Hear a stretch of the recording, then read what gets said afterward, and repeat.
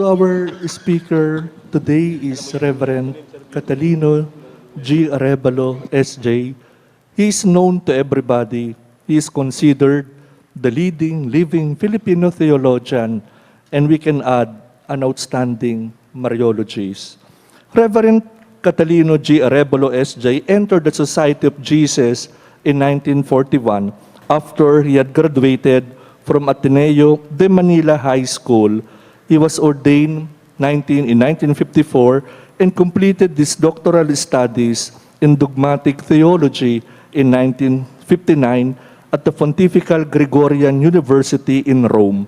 Jaime Cardinal Sin has rightly referred to Father Arevalo as, quote-unquote, the Dean of all Filipino theologians.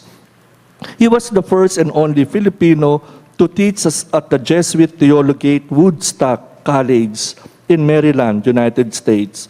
He was the first dean and president of the Loyola School of Theology at the Ateneo de Manila University. He was the first to deliver lectures on liberation theology in the Philippines and one of the first to develop a theology of enculturation. He was the first and for many years the only Asian member of Pontifical Theological Commission.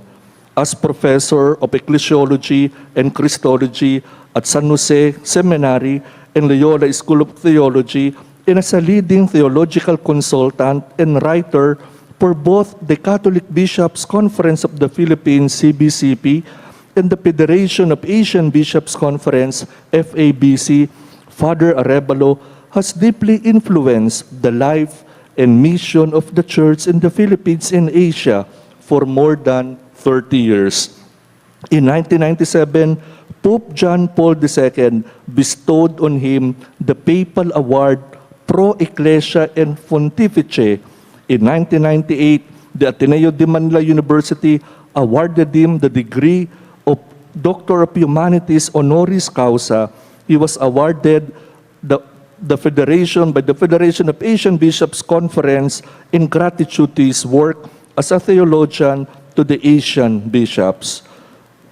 Father Catalino Arevalo has helped us very much as a guiding theologian at the very start of the foundation here in our country of our Pueblo Amante de Maria Mariological Marian Society of the Philippines, PAMMSPhil.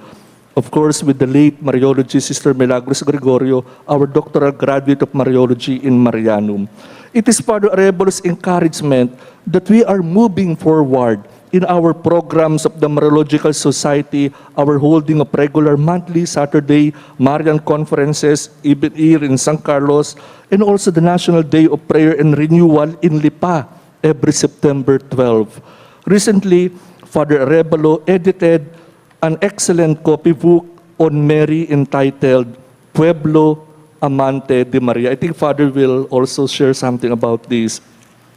We know Father Arevalo more as a father, a brother, and a friend to all, be them cardinals, bishops, religious men and women, priests.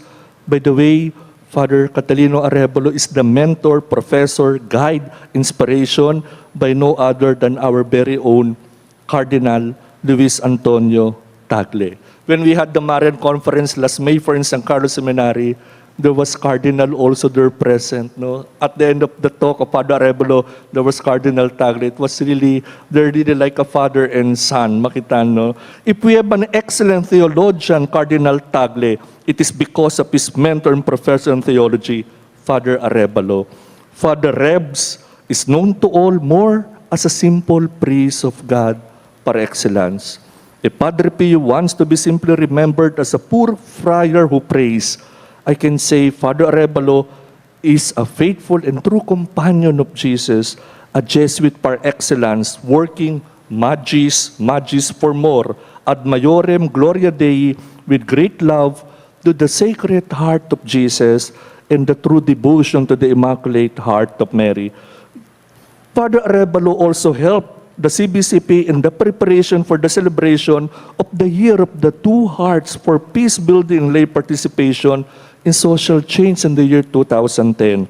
As written in the recent CBCP circular letter on the celebration of the national consecration to the Immaculate Heart of Mary on June 8, 2013, which also Father Arevalo has helped prepared the primer na pinibigay sa inyong booklet bayon sa Mission Taki Maria, quoting the circular letter of the Catholic Bishops' Conference of the Philippines, realizing once more the need to invoke the loving guidance of our Mother, especially as the Philippine Church has embarked on the 9-year spiritual journey towards the great jubilee of the 5th centenary of the Christian faith in our beloved land, come the year 2021, ushered by the observance of the Year of Faith, which offers for every faithful an opportunity to rediscover the Christian faith and intensify our efforts for a renewed integral evangelization,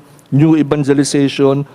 This Episcopal Conference deems it providential to declare in one accord during its 106th Plenary Assembly last January 28, 2013, the holding of simultaneous national consecration to the Immaculate Heart of Mary on June 8, 2013, Feast of the Immaculate Heart of Mary, at 10 o'clock in the morning in all cathedrals, parish churches, shrines, chapels, in the respective archdioceses, dioceses, prelatures, apostolic vicariates. Beloved brothers and sisters, God sends us today the right person in the person of Father Catalino Arevalo to share on the said June 8 national consecration to the Immaculate Heart of Mary.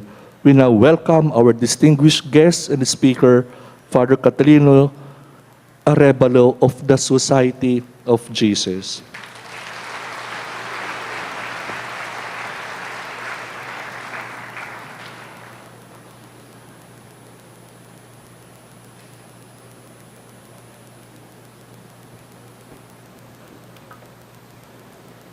Salamat po, Father Yulito.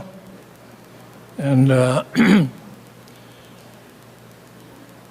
I was asked to present something about the national consecration to the Immaculate Heart of Mary. Lahat po ay narito na sa booklet na ito, which I think most of you have. And all we can do is take some parts and try to develop it a little bit so we understand better what we are trying, what the Catholic bishops asked us to do. Sa Ireland po, they're also planning a national consecration to the Immaculate Heart of Mary, but 3 years of preparation. 3 years. Dito sa Philippines, the bishops made this resolution in January. They did not tell it about it until April. So 2 months. What the Irish Church needs 3 years to do, we have to do in 2 months. So let's try our best to make it something very special. So let's begin po. See what we can do.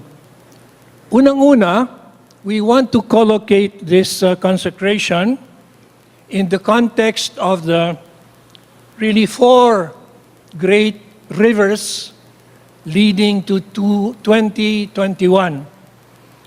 So we want to collocate the consecration of the Immaculate Heart of Mary in the fuller horizon of a renewal of our faith, renewal of our church, that the bishops have programmed for 9 years, no?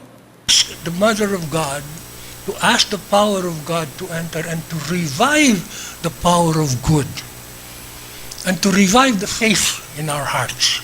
That's what we're asking for. So that's what it is.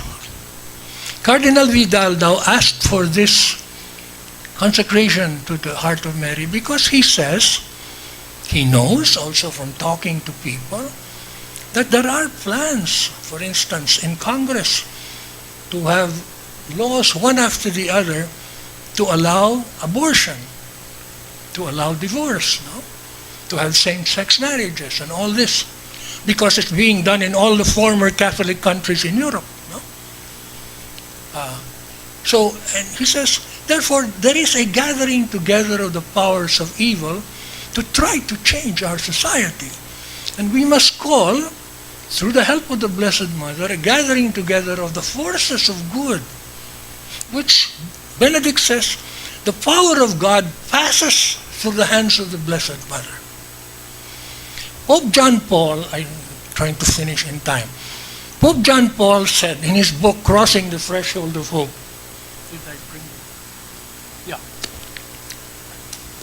This Cardinal August Hlond, H-L-O-N-D, was primate of Poland before Cardinal Wyszynski. The communists had already entered. And John Paul says, the moment that he was actually dying, he said, the victory, when it comes, will come through Mary. And he said, when I was a bishop in Poland, I began to see this actually happening. The victory over communism and the evils brought by communism was coming through Mary. He says, Jesus wants his victories pass through the hands of Mary. And he says, when I became Pope, it's all in this book, Crossing the Threshold. It's very nice, I've read this so many times. He says, when I became Pope and I saw this on an international scale and I understood that the same formula is true. The victory of God, when it comes, will come through the hands of Mary. That's the meaning of the triumph. Not that we will conquer evil once and for all, but that the present power and concentration of evil which is in the world today will only be broken when the power of God enters into our hearts and into our communities, and that power of God will come to us through the Blessed Mother. The victory, when it comes, will come through Mary. And Pope Benedict XVI, when he was still Joseph Ratzinger, wrote, commenting on the document of John Paul II, Redemptoris Mater, says, whenever there is a moment of darkness and crisis in the world, the Church raises the banner of Mary.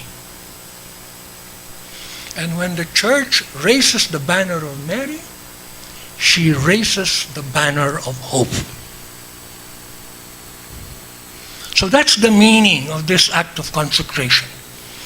The CBCP bishops are raising the banner of the heart of Mary for these 6 months of the year of faith. And they say, consecrate yourselves, not just a formality. Really pour your heart and soul into this consecration. We are raising the banner of Mary, and we're raising the banner of hope. And the more Filipinos will really consecrate their lives to Mary, consecrate their communities to Mary, the more this hope will rise. And there will be a significant defeat of the powers of evil. Not once and for all. Every generation it has to happen. But for this century, this 20th and 21st century, this great gathering together of the forces of evil, and we see that. We see it everywhere. No? Asking Mary is open our hearts to the power of God passing through your hands so that we may move forward in a great moment of hope. The victory, when it comes, will come through Mary. Thank you.